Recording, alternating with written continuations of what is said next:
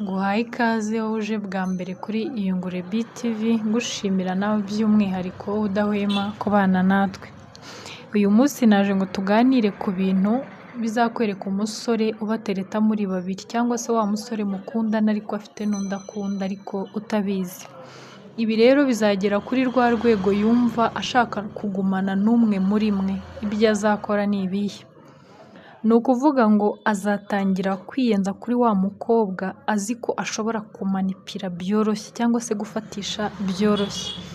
Azatangira akwiyenzeho twa tuntu nyine tw'udukosa, atangira abigira ibikosa, usange yabikujije ku rwego udashobora gutekereza, kandi ni amakosa asanzwe abaho ariko we usange yabigize ibintu, cya cyaha nyine kidashobora kubabarirwa. Atangire akore ibigutera umujinya, bya bindi bigutera kurakara, kubera ko arakuzi neza. Ni ukuvuga ngo azi ibikurakaza, azi ibintu ashobora gukora bikaba byagutera gufata imyanzuro iyi n'iyi.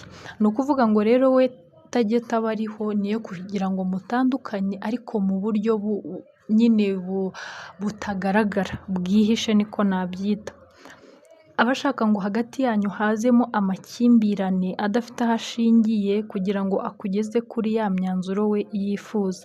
Ibi rero bizakomeza ategereje ko urambirwa, kuko uzamusaba ubusobanuro kuri bya bikorwa bimwe na rimwe agenda akora, usange ntashaka kubivugaho byinshi, yewe nujya no kubimubwira akubwira ati tubireke, ndumva ibyo bintu ndashaka kubisubiramo. Nyine ujye ubona arakora ibintu bidasobanutse. Bizagera kuri rwa rwego rero wowe wumva ko urambiwe, utangire wumva udashaka kumuhamagara, kumwandikira, iminsi 2-3 nishire, usange rwose we nta kibazo aricaye aratuje. Ariko ni ukuvuga ngo wowe arakwegezayo, ariko hari undi ari gukurura hafi ye. Ni ukuvuga ngo kwa kurakara kwawe, kutamuhamagara, kutagira gute, niwo mwanya niyo mahirwe ari gukoresha kugira ngo arusheho gukomezanya na wa mukobwa wundi.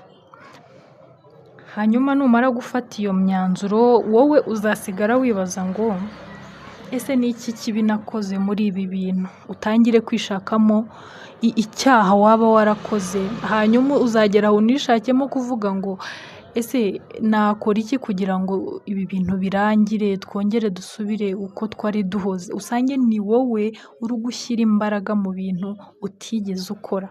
Ariko ndakubwiza ukuri, nubona umukunzi wawe mwari musanzwe mukundana, uzi neza ko nta kibazo mufitanye, ukabona atangiye kuzana imyitwarire idasanzwe, arakora bya bintu nyine azi neza ko udakunda, rimwe na rimwe wamusaba ibisobanuro ukabona nta kintu ashaka kubivugaho, kandi ukaba uzi neza ko wowe nta kintu na kimwe kibi wigeze ukora muri iyo situation murimo.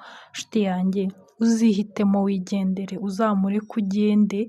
Byaba byiza uretse gukundwa aho kugira ngo urukundo rwo kwinginga. Buriya urukundo rujyaho rushaka kandi ruza igihe rushakiye, ariko nubaho mu rukundo rwo kwinginga umuntu ugasanga rimwe na rimwe urasaba imbabazi z'ibyaha utigeze ukora kugira ngo ukunde ugumane n'umuntu, ibyo bintu ntabwo ari byo.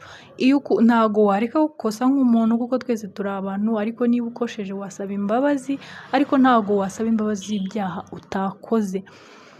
Wakoze cyane rero kubana nanjye. Niba nawe wakunze ikiganiro, ntugende udakoze subscribe, ukande ku nzogera kugira ngo tujye tubana buri munsi. Bye bye, ndabakunda.